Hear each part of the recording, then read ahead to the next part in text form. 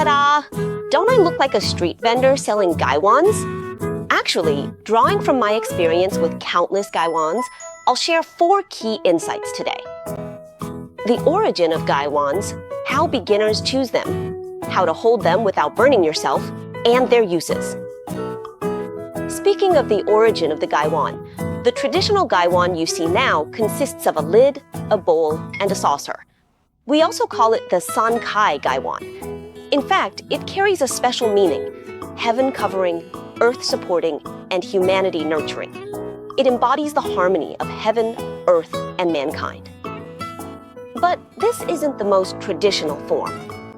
Gaiwans originated in the Tang Dynasty, consisting of just a cup and a saucer. This was closely linked to the evolution of tea drinking methods. From tang boiling and song whisking to Ming and Qing steeping.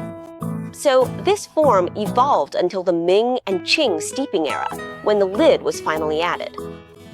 Nowadays, we focus more on tea ceremony aesthetics, so we often pair them with a pot tray.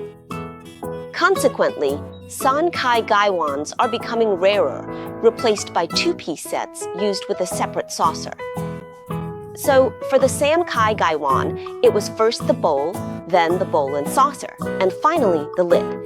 This evolution is inseparable from changes in Chinese tea culture. Next, point 2. How beginners should choose a Gaiwan. You'll often hear experts suggest picking ones with flared rims and a footed base, making them easier to hold without burning your hands. Actually, I have my own take. I suggest beginners start with aesthetics. Whichever Gaiwan catches your eye and looks beautiful, choose that one. As for how to hold each bowl without getting burned, every bowl has its own unique technique. For example, we can choose blue and white porcelain. This Yuan-style replica is deep and bold. Its wide rim, high foot, and tall lid knob allow for a 3-finger grip or a top and bottom hold. Or consider monochrome glazes. Some like this vibrant, elegant peach bloom red. But with this straight-sided body and no flared rim, how do you hold it? Look at its foot. It's not very large, so holding it top to bottom might still burn you. But the shape is just so adorable and perfect for brewing Dankong tea. So what should we do? You can pour a bit less water and still use the 3-finger grip. That's the only way. It's so pretty. You have to make appropriate compromises. You can also choose our very traditional Ding Kiln Yunbo Gaiwan. Some of them are shaped like a bamboo hat with a wide flared rim, perfect for pouring tea with a 3-finger grip, truly effortless to use. Take this large pink and ink color Gaiwan, for example. It's full of landscape artistic conception. Since it's quite big in size, many ladies with smaller hands may not be able to hold it with one hand. But what if you want to brew tea for a lot of people?